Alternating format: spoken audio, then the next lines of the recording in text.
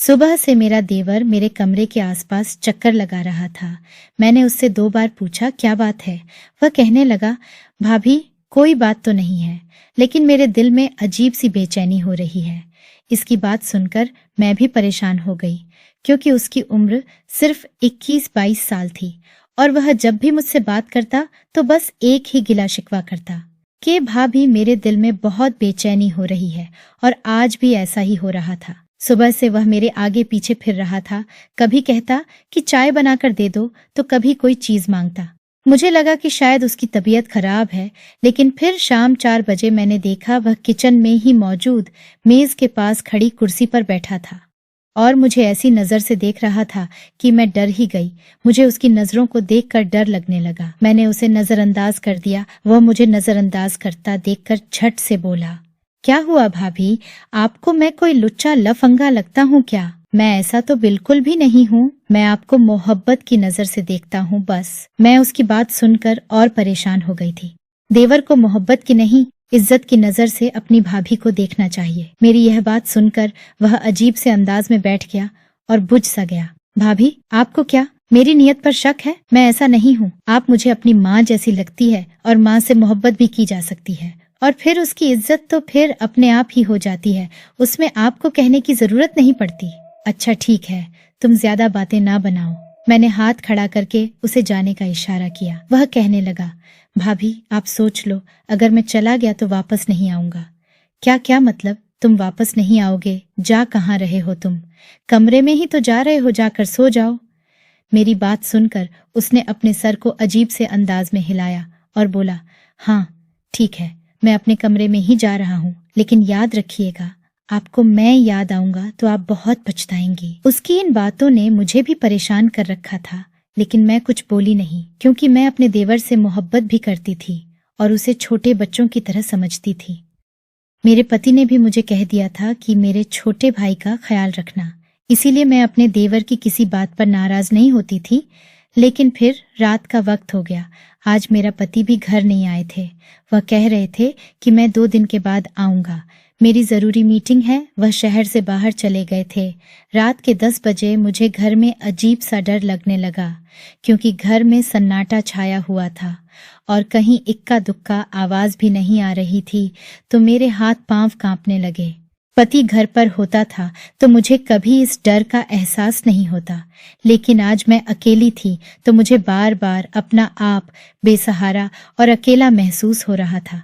फिर मैंने सोचा कि मेरा देवर भी तो घर में है, जवान मर्द है, आखिर कुछ हुआ तो वह देख लेगा। लेकिन बात तो यह थी कि मैं अपने देवर के बारे में कुछ नहीं जानती थी।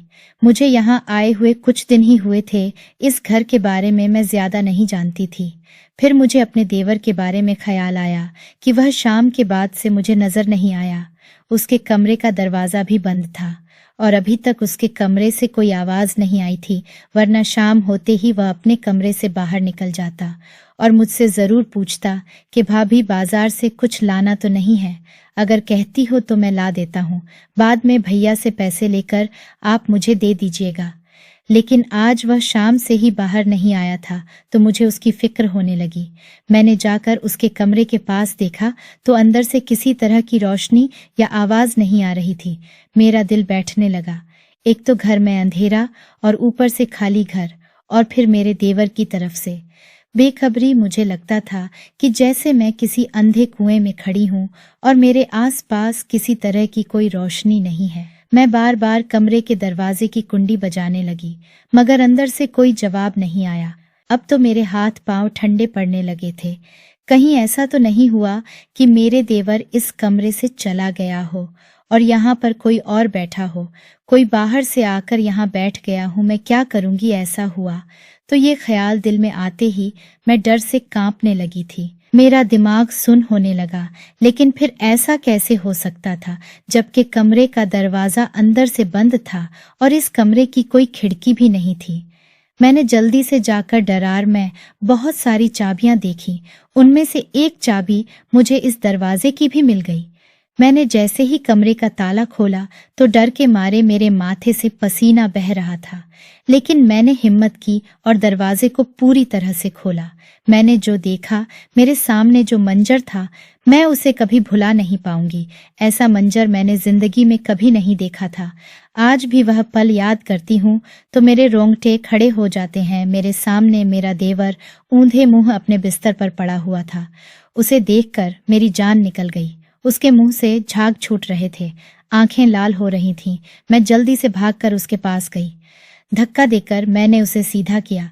उसकी आंखों से आंसू बह रहे थे। मैं यह हालत देखकर परेशान हो गई थी। क्या हुआ है तुम्हें? तुम्हारी यह हालत किसने की भाभी? मेरा आखिरी वक्त आ पहुंचा है, उसने लड़खड़ाती हुई आवाज में कहा। तो मैं और भी डर गई थी। क्या हुआ है तुम्हें? तुम्हारी यह हालत अचानक कैसे हुई भाई? मैं नहीं जानता। बस मैंने आपसे कहा था ना कि मेरा इस दुनिया में कोई नहीं है। मैं बहुत जल्द यहाँ से विदा होकर चला जाऊंगा। तो देख लो, वह वक्त आ पहुंचा है।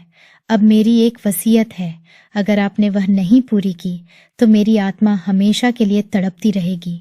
मैं कभी आपको माफ नहीं करूंगा। अपने देवर की यह बात सुनकर मेरा तो दिल अचानक जोर से धड़कने लगा। किसी की भटकती आत्मा के पीछे मैं कभी भी अपनी जिंदगी को खराब नहीं करना चाहती थी। मैंने ऐसे बहुत सारे किस्से कहानियां इससे पहले भी सुन रखे थे। यह बात सुनकर मेरे दिल में होल सी उठने लगी। मैंने कहा, तुम जैसा कहोगे मैं वैसा ही करूंगी। वह कहने लगा, मेज पर मैंने वसीयत रख रखी है। मुझे पहले से ही अपनी मौत का पता था, इसीलिए मैंने यह वसीयत लिखी है। आप इसे पढ़ लेना और इसे पूरी कर देना। बस अब आप मुझे जाने दे। मैं तो इस दुनिया से विदा हो ही चला हूँ। मुझे लगता है कि मेरी जिंदगी के बाद बड़े भैया की जिंदगी भी खतरे में है। उनका ख्याल रखिएगा। अगर आपने मेरी वसीयत को पूरा नहीं किया तो बड़े भैया की जिंदगी को ज्यादा खतरा होगा। इसलिए मैंने जैसा कहा है आप वैसा ही करना। अपने देवर की यह बात सुनकर तो मैं हैरान ही होकर रह गई। फिर उसकी आंखें बंद हो गईं। उसने कहा कि मेरी लाश को ऊंधे मुंह रखा जाए। मैंने ऐसे ही किया क्योंकि मैं किसी मुर्दे की बात को ठुकराकर अपनी जिंदगी नर्क नहीं बनाना चाहती थी। फिर मैंने साइड टेबल पर पड़ी उस वसीयत को देखा तो उसमें जो बातें लिखी हुई थीं वह मेरे लिए नाकाबिले कबूल थी। लेकिन मैं क्या करती? एक मुर्दे की वसीयत को आप नजरअंदाज भी नहीं कर सकते क्योंकि वह आप पर आखिरी वक्त में भरोसा करके जाता है। आप उसकी बात का मान ना रखें तो आप हमेशा के लिए खुद को कोसते ही रहते हैं। वसीयत में लिखा था कि मेरा भैया के आने से पहले ही अंतिम संस्कार कर देना, और दूसरा काम यह था कि किसी को भी मेरी मौत के बारे में नहीं बताइएगा। और हाँ, मुझे कफन बाजार से नहीं बल्कि आप जिस कुर्ते को पूजा करते समय पहनती है मुझे वह पहनाएगा। मैं बहुत पापी हूँ। अगर मेरा अंतिम संस्कार आपके उस कुर्ते को पहनकर होगा तो मेरी जिंदगी हमेशा के लिए संवर जाएगी। लेकिन अगर ऐसा नहीं हुआ तो मैं ऊपर वाले को क्या मुंह दिखाऊंगा? मेरे पास तो पापों के अलावा कुछ और नहीं है। अपने देवर की यह जज्बाती बातें सुनकर मेरी आंखों से आंसू चल पड़े। उसने मना किया था कि किसी को भी मैं उसकी मौत के बारे में नहीं बताऊं। इसलिए मैंने अपने बड़े भाई को कॉल की और उसको सारी कहानी बता दी। मेरा बड़ा भाई भी सादा ही था। उसने कहा कि जैसा वसीयत में लिखा हुआ है तुम वैसा ही करना। ऐसा ना हो कि तुम कोई बात करो और फिर वह तुम्हारे लिए सही ना हो। अगर तुम्हारे साथ कोई ऐसा वैसा मामला हो गया तो हम कहाँ जाएंगे? तुम्हें पता तो है कि छोटी बहन पर भी एक बार आत्मा का साया हो गया था। कितनी मुश्किल से हमने उसे छुड़ाया था। बड़े भाई की बातों ने मेरे हौसले गिरा दिए थे। मैंने बड़े भैया को बुलाया और कहा कि आप ही मेरी देवर का अंतिम संस्कार करें और रस्में पूरी करने के लिए भी हम कुछ ऐसा बंदोबस्त करेंगे कि किसी को भी मेरे देवर की मौत के बारे में शक नहीं होगा। लेकिन मेरे भाई ने एक अजीब बात कही।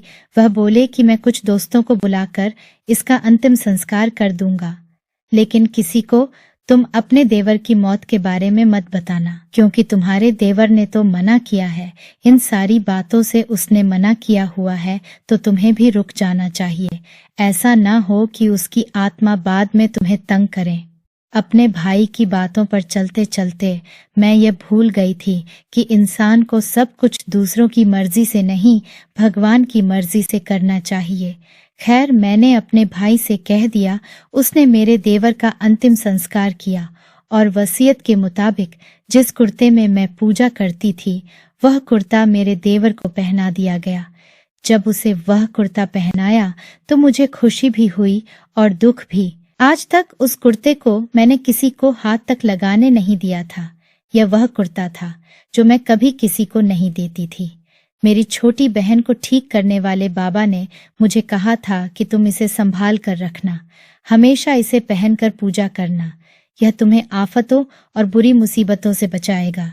मैं इस बात को भी याद कर चुकी थी, ना ही मैं इस बात को भूल सकती थी, लेकिन क्या करती, मुझे फिलहाल अपने देवर की वसीयत को पूरी करनी थी, सो मैंने ऐसा ही किया और दूसरी कोई बात नहीं सोची। क्योंकि कहा जाता है कि सबसे ज्यादा मुर्दे की वसीयत की इज्जत उसके घर वालों को करनी चाहिए, और खासकर अगर वह जायज वसीयत हो और जिसे पूरा किया जा सके।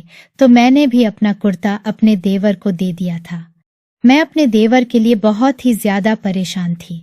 मेरी आंखों में आंसू भी थे कि वह इतनी कम उम्र में इस दुनिया से चला गया, जबकि उसकी उम्र दुनिया देखने और हंसने खेलने की थी। लेकिन ऊपर वाले की मर्जी के आगे हम सब बेबस हैं। देवर के स्वर्गवास के बाद दूसरी फिक्र मुझे मेरे पति का सामना करने की थी कि मैं अपने पति को क्या जवाब दूंगी। क्या उन्हें यह कहूंगी कि उनका छोटा भाई इस दुनिया से चला गया और मैंने उन्हें बताया भी नहीं, क्योंकि यह उसकी वसीयत थी। मैं ज्यादा परेशानी और उलझन का शिकार थी। रात हुई तो घर के दरवाजे की बेल बजी। मैंने दरवाजा खोला तो सामने मेरा पति खड़ा था। मैं उनको बताना नहीं चाहती थी, लेकिन उनको देखकर मैं जज्बाती हो गई और रोते रोते उनके सीने से जा लगी। मेरी बातें सुनकर वह भी परेशान हो गए। वह बोले कि क्या बात है। मैंने कहा, आपका छोटा भाई इस दुनिया में नहीं रहा। यह सुनते ही जैसे मेरे पति को करंट लगा। उन्होंने एक झटके से मुझे पीछे किया और मुझे झंझोड़ कर बोले, यह तुम कैसी बातें और कैसी बकवास कर रही हो, ऐसा नहीं हो सकता। मेरे भाई की उम्र ही क्या है, ऊपर वाला उसे लंबी जिंदगी दे, तुम्हें सोच समझकर बात करनी चाहिए। मैंने अपने पति की आंखों में देखा, वहां पर शक और डर दोनों ही थे। मैंने कहा, मैं झूठ नहीं बोल रही, ऐसा हो चुका है। तुमने मुझे बताया क्यों नहीं? क्या हुआ था मेरे भाई को? वह भागते हुए अपने भाई के कमरे की तरफ गए, लेकिन मैंने उन्हें कहा कि आपके भाई का तो हम अंतिम संस्कार भी कर चुके हैं। ये क्या बकवास कर रही हो तुम? मेरा पति मुझे फिर से झंझोड़ने लगा। यकीन नहीं आता तो ये वसीयत पढ़ लो।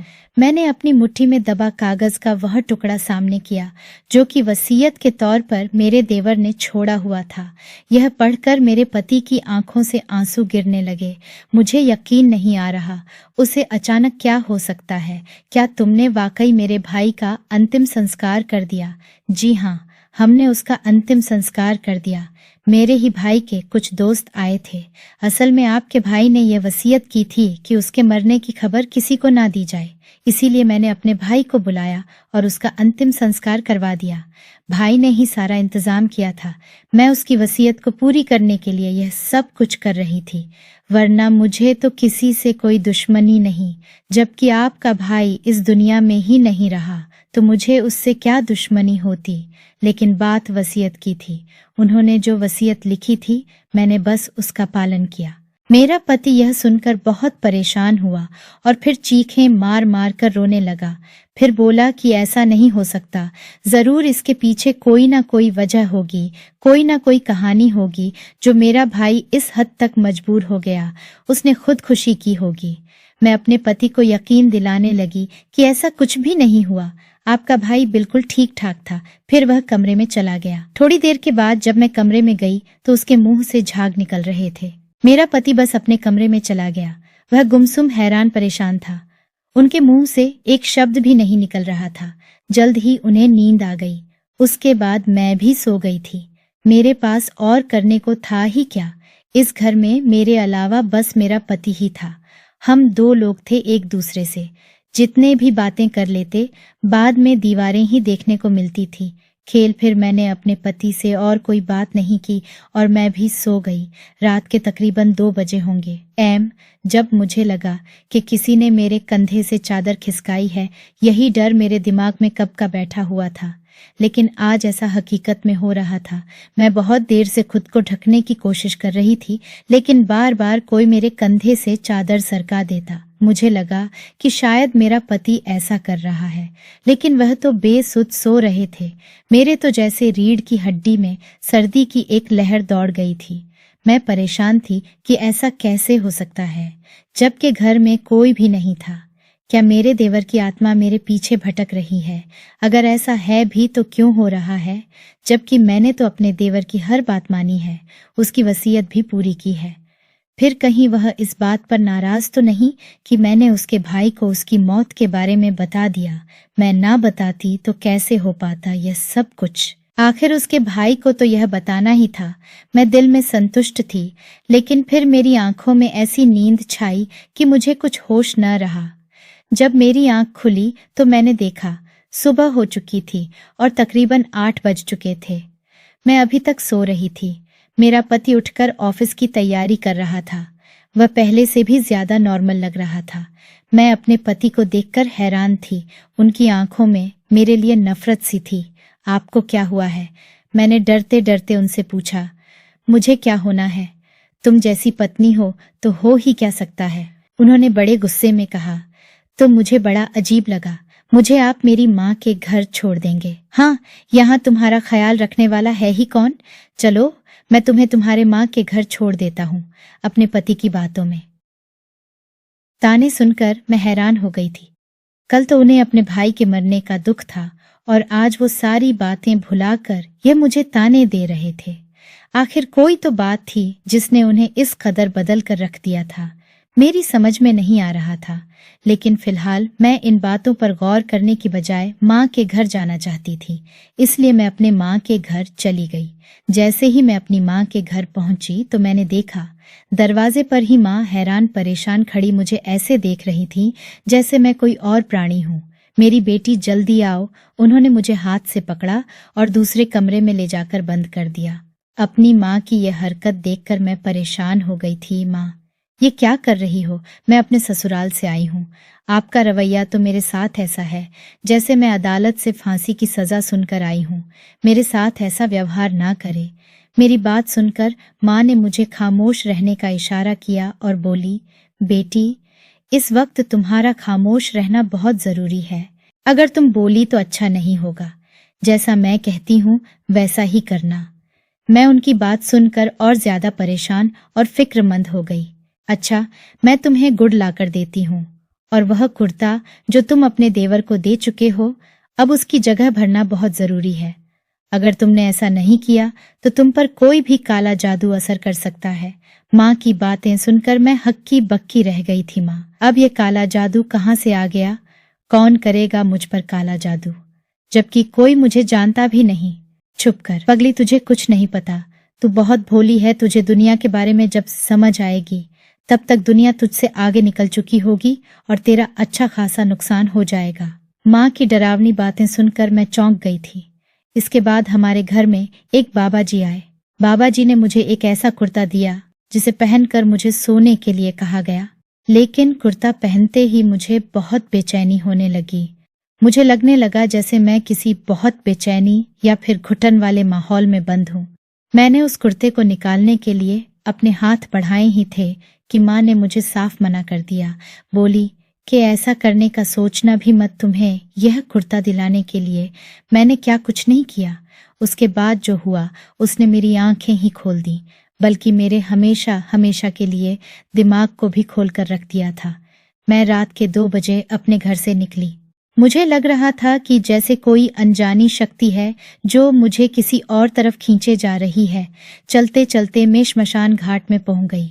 श्मशान घाट में एक छोटी सी झोपड़ी थी जिसका दरवाजा मैंने खोला तो सामने का मंजर मुझे हैरान करने के लिए काफी था, क्योंकि वहां कोई और नहीं बल्कि मेरा वही देवर बैठा हुआ था जो अपने मरने का नाटक कर चुका था, सिर्फ इसलिए कि वह मेरा इस्तेमाल किया हुआ वह कुर्ता हासिल कर सके। लेकिन यह बात मेरे पति और मेरी माँ को अच्छे से पता थी। यह बात माँ ने मेरे पति को बता दी थी और मेरे पति के साथ ही साथ मुझे अपने देवर के ड्रामे का भी पता चल चुका था। मेरे भाई ने जाकर मेरी माँ को सब कुछ बता दिया था। माँ भी समझ गई थी कि वह ऐसा ही कर रहा होगा। मैं तो ऐसा सोच भी नहीं सकती थी, लेकिन मेरी माँ ने बताया कि यह सब कुछ मेरे देवर के बारे में जानते थे और जानते इसलिए थे क्योंकि वह काफी सालों से मेरा रिश्ता मांग रहा था। लेकिन उसकी हरकतें ऐसी नहीं थीं कि माँ बाबा उसे मेरा रिश्ता दे देते। मेरे देवर की हरकतें बिल्कुल भी ठीक नहीं थीं। किसी शरीफ लड़के वाली होती तो शायद मेरी माँ उसे मेरा रिश्ता दे भी देती, लेकिन उसकी यह हरकतें ऐसी नहीं थीं, तो उसने बजाय खुद को सुधारने के वह मुझ पर जादू करने चला था, जिसका अंजाम उसे खुद ही भुगतना पड़ा और अपने भाई के घर से भी हमेशा के लिए बाहर निकलना पड़ा, क्योंकि उसके भाई यानी मेरे पति को भी अपने छोटे भाई की सारी हकीकत पता चल चुकी थी। उस दिन श्मशान घाट में मेरे पीछे पीछे अगर मेरी माँ न आती तो वह इस हकीकत के पीछे ना पड़ती और शायद अब तक वह जादू अपना असर दिखा देता। फिर मैं अपने पति से लड़ने झगड़ने लगती, लेकिन सलाम है मेरी माँ को, जिन्हें वक्त होते मेरी हालत देखकर पता चल गया कि मुझ पर किसी काले जादू का असर है। ऊपर वाला मेरी माँ को हमेशा मेरे साथ सही सलामत रखे। अगर आपको हमारी ये कहानी पसंद आई है तो वीडियो को लाइक और चैनल को सब्सक्राइब करना मत भूलिएगा और कमेंट करके इस कहानी के बारे में अपनी कीमती राय जरूर दीजिएगा।